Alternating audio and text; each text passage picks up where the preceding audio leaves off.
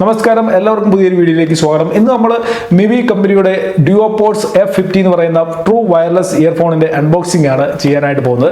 മിവി എന്ന് പറയുന്ന കമ്പനിയെ കുറിച്ച് ഒരു പക്ഷേ നിങ്ങൾക്ക് അറിയാമായിരിക്കും. അറിയത്തില്ലെങ്കിൽ ഞാൻ ചില കാര്യങ്ങൾ പറഞ്ഞുതരാം. ഇത് ടോട്ടലി ഒരു മെയ്ഡ് ഇൻ ഇന്ത്യ പ്രൊഡക്റ്റ് ആണ്. ഇന്ത്യയിൽ മാനുഫാക്ചർ ചെയ്യുന്ന സാധനങ്ങളൊക്കെ ഇപ്പം പഴയ പോലെയല്ല, നല്ല രീതിയിൽ വിറ്റഴിഞ്ഞ് പോകുന്നുണ്ട്. അതിനോടൊപ്പം തന്നെ നല്ല ക്വാളിറ്റിയിലുള്ള സാധനങ്ങളാണ് മെയ്ഡ് ഇൻ ഇന്ത്യ പ്രൊഡക്റ്റുകൾ ഇപ്പോൾ മാർക്കറ്റിലേക്ക് വരുന്നത്. അക്കൂട്ടത്തിൽ ഏറ്റവും മുൻപന്തിയിൽ നിൽക്കുന്ന ഒരു കമ്പനിയാണ് മിവി. മിവിയുടെ പ്രൊഡക്റ്റുകളൊക്കെ ഏറ്റവും നല്ല ക്വാളിറ്റിയിലാണ് ആളുകളിലേക്ക് എത്തിക്കുന്നത്.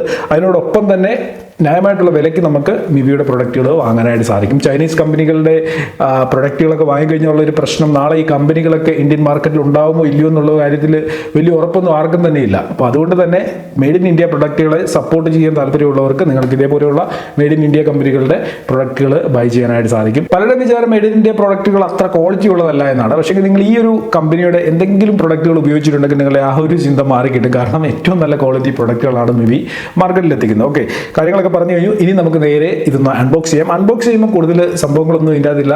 നമുക്ക് വാറണ്ടി കാർഡും യൂസർ മാനുവലും ലഭിക്കും. ഇതിലൊരു QR കോഡ് ഉണ്ട് വാറണ്ടി കാർഡിൽ. അത് സ്കാൻ ചെയ്തുകൊണ്ട് നമുക്ക് വാറണ്ടി രജിസ്റ്റർ ചെയ്യാനായിട്ട് സാധിക്കും. അതിനോടൊപ്പം തന്നെ ഒരു ടൈപ്പ് സി കേബിൾ ലഭിക്കുന്നുണ്ട്. സാമാന്യം നല്ല ക്വാളിറ്റിയുള്ള ഒരു ടൈപ്പ് സി കേബിളാണ് ലഭിച്ചിരിക്കുന്നത്. പിന്നെ നമ്മുടെ മെയിൻ പ്രൊഡക്റ്റ് ആയിട്ടുള്ള ഇയർപോഡ് ലഭിക്കും. ഇനി നമുക്ക് ഈ ചാർജിംഗ് കേസിന്റെ ഫിസിക്കൽ ഓവർവ്യൂ ഒന്ന് നോക്കാം. ഒരു ഗ്ലോസി ഫിനിഷിംഗ് ആണ് ഇതിന് കൊടുത്തിരിക്കുന്നത്. ഇത് വൈറ്റ് കളർ ആണോ എന്ന് ചോദിച്ചു കഴിഞ്ഞാൽ വൈറ്റ് കളറും അല്ല, ബ്ലൂ കളർ ആണോ എന്ന് ചോദിച്ചാൽ അതുമല്ല, ക്രീമി കളർ ആണോ എന്ന് ചോദിച്ചാൽ അതും അല്ലാത്ത ഒരു കളറാണ് ഈ ഒരു ചാർജിംഗ് കേസിൽ വന്നിരിക്കുന്നത്. ഇതിന്റെ ഫ്രണ്ട് സൈഡിലായിട്ട് മിവിയുടെ ബ്രാൻഡിങ്ങും 4 LED ഇൻഡിക്കേറ്ററും കാണാൻ സാധിക്കും. ഏറ്റവും താഴെയായിട്ട് ടൈപ്പ് സി ചാർജിംഗ് ലഭിക്കുന്നുണ്ട്. പ്ലാസ്റ്റിക് ബിൽഡാണ്, നല്ല ക്വാളിറ്റി പ്ലാസ്റ്റിക്കിലാണ് ഇത് ബിൽഡ് ചെയ്തിരിക്കുന്നത്. ഇനി ഇയർഫോണിന്റെ ഫിസിക്കൽ ഓവർവ്യൂ നോക്കുകയാണെന്നുണ്ടെങ്കിൽ ഹാഫ് ഇൻ ഇയർ ഇയർഫോൺസ് ആണ്, സെയിം കളറാണ്, ഗ്ലോസി ഫിനിഷിംഗ് ആണ്, പ്ലാസ്റ്റിക് ബിൽഡാണ്.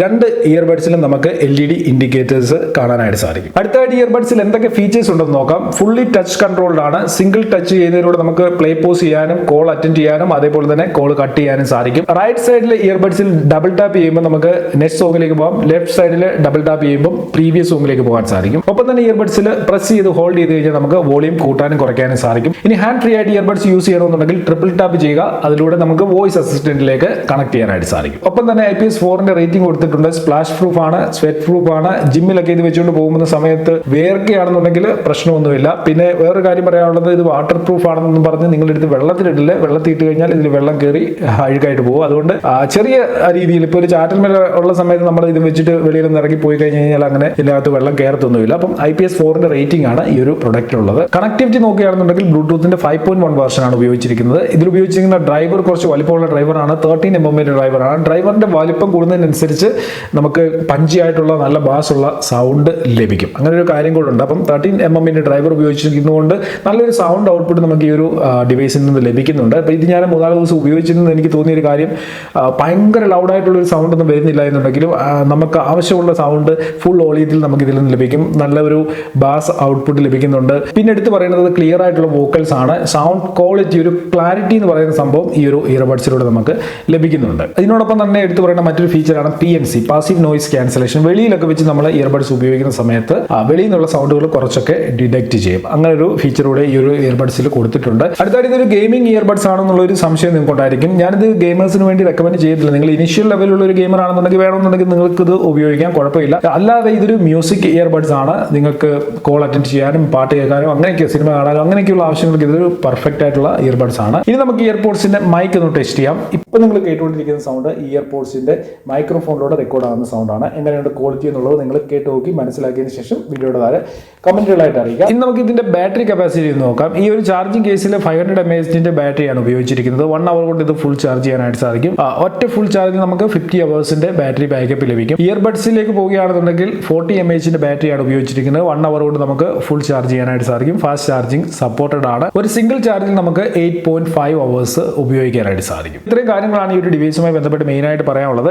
ഒരു കാര്യം കൂടെ പറയാൻ വിട്ടുപോയത്, ഇതിന്റെ ഒരു കംഫർട്ടാണ്. ഇൻ ഇയർ കംഫർട്ട് എന്ന് വെച്ച് കഴിഞ്ഞാൽ ഞാൻ പറഞ്ഞല്ലോ, ഹാഫ് ഇൻ ഇയർ ഇയർപോഡ്സ് ആണിത്. അതായത് നമ്മുടെ ചെവിക്കുള്ളിലേക്ക് കയറി ചെവി അടഞ്ഞിരിക്കുന്ന രീതിയിലുള്ള ഇയർപോഡ്സ് അല്ല. നമുക്ക് വെളിയിൽ നടക്കുന്ന കാര്യങ്ങളൊക്കെ ഇത് വെച്ച് കഴിഞ്ഞാലും അറിയാനായിട്ട് സാധിക്കും. ഒരു എയർ സർക്കുലേഷൻ, കാറ്റൊക്കെ കയറി ഇറങ്ങി പോകാനുള്ള ഒരു സൗകര്യം ഇങ്ങനെയുള്ള ഇയർപോഡ്സിനുണ്ട്. ഇങ്ങനെയുള്ള ഇയർബഡ്സുകൾക്കൊക്കെ ഉള്ള ഒരു പ്രശ്നം എന്ന് വെച്ചാൽ നമ്മൾ ചെവിയിൽ വെച്ച് ആഞ്ഞ് നടക്കി ഓടുകയോ ചാടുകയൊക്കെ ചെയ്യുമ്പോൾ ഒരു താഴെ പോകും. പക്ഷേങ്കിൽ ഈ ഇയർബഡ്സ് അങ്ങനെ പെട്ടെന്ന് താഴെ പോകുന്നതായിട്ട് എനിക്ക് തോന്നിയിട്ടില്ല. ഞാൻ ഇത് വെച്ചിട്ട് കുറച്ച് നടക്കി ഓടുകയൊക്കെ ചെയ്ത് നോക്കി. പക്ഷേങ്കിൽ അങ്ങനെ ഒരു പ്രശ്നമില്ല.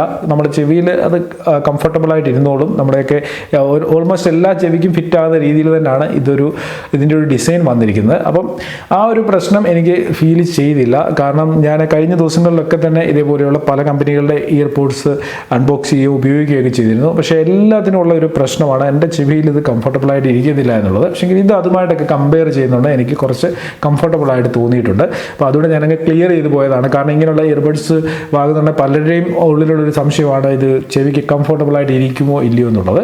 എന്തായാലും എൻ്റെ ഒരു എക്സ്പീരിയൻസിൽ ഇത് വലിയ പ്രശ്നമില്ലാതെ ചെവിയിൽ പറ്റിപ്പിടിച്ചിരിക്കുന്നുണ്ട്. അപ്പോൾ ഇനി വീഡിയോയുടെ കൺക്ലൂഷനിലേക്ക് വരുമ്പോൾ ഈ ഒരു പ്രൊഡക്റ്റ് വാങ്ങണോ വേണ്ടയോ ഇങ്ങനൊരു ചിന്ത ഇപ്പോൾ നിങ്ങളുടെ മനസ്സിലുണ്ടായിരിക്കും. കാരണം മാർക്കറ്റിൽ ഇതേപോലെ ഒരുപാട് പ്രൊഡക്റ്റുകൾ അവൈലബിൾ ആണ്. അപ്പം ഞാൻ എൻ്റെ ഒരു എക്സ്പീരിയൻസ് ഉപയോഗിച്ചിടത്തോളം നല്ലൊരു സൗണ്ട് ക്വാളിറ്റി നമുക്ക് ഇതിൽ നിന്ന് ലഭിക്കുന്നുണ്ട്. അതേപോലെ തന്നെ നല്ല ബാറ്ററി ബാക്കപ്പ് ലഭിക്കുന്നുണ്ട്. സാമാന്യം നല്ല ബിൽഡ് ക്വാളിറ്റി ഈ പ്രൊഡക്റ്റിനുണ്ട്. പിന്നെ മെയ്ഡ് ഇൻ ഇന്ത്യ ആണെന്നുള്ള ഒരു പ്രത്യേകത കൂടി ഈ ഒരു പ്രൊഡക്റ്റിനുണ്ട്. അപ്പോൾ നിങ്ങൾ ഒരു 1300 രൂപയുടെ താഴെ ഒരു ഇയർപോഡ് വാങ്ങാൻ പ്ലാൻ ചെയ്യുന്നുണ്ടെങ്കിൽ കൺസിഡർ ചെയ്യാൻ പറ്റുന്ന ഒരു മോഡലാണ്. ലോഞ്ചിങ് പ്രൈസ് 999 ആയിരുന്നു. ഇപ്പോൾ ഇതിൻ്റെ പ്രൈസ് ഒരു പക്ഷേ കൂടിയിട്ടുണ്ടായിരിക്കാം. എന്തായാലും വീഡിയോ ഡിസ്ക്രിപ്ഷൻ ലിങ്ക് കൊടുത്തിട്ടുണ്ട്. ആ ലിങ്ക് ക്ലിക്ക് ചെയ്തുകൊണ്ട് നിങ്ങൾക്ക് ഈ ഒരു പ്രൊഡക്റ്റ് പർച്ചേസ് ചെയ്യാനായിട്ട് സാധിക്കും. അപ്പോൾ ഇന്നത്തെ വീഡിയോ എങ്ങനെ ഉണ്ടായിരുന്നു എന്നുള്ള കാര്യം കൂടെ നിങ്ങൾ മറക്കാതെ വീഡിയോയുടെ താഴെ കമൻറ്റുകളായിട്ട് അറിയിക്കുക. വീഡിയോ ഇഷ്ടപ്പെട്ടിട്ടുണ്ടെങ്കിൽ ഒരു ലൈക്ക് ഞാൻ പ്രതീക്ഷിക്കുന്നുണ്ട്. വീഡിയോ നിങ്ങളുടെ സുഹൃത്തുക്കൾക്ക് വേണ്ടി ഒന്ന് ഷെയറോട് ചെയ്ത് കൊടുത്തേക്കുക. ചാനൽ സബ്സ്ക്രൈബ് ചെയ്യാത്തവർ ചാനൽ സബ്സ്ക്രൈബ് ചെയ്ത് വെക്കുകയാണെന്നുണ്ടെങ്കിൽ ഇതേപോലെയുള്ള അൺബോക്സിങ്ങും ടെക് റിവ്യൂസും കാര്യങ്ങളൊക്കെ ആയിട്ട് ഞാൻ വീണ്ടും അടുത്ത വീഡിയോയിലൂടെ വരുന്നതാണ്. അപ്പോൾ ഇന്നത്തെ വീഡിയോ ഇവിടെ നിർത്താം. ഇതിലും നല്ലൊരു അൺബോക്സിംഗ് റിവ്യൂ ഒക്കെ നമുക്ക് അടുത്ത വീഡിയോയിൽ കാണാം.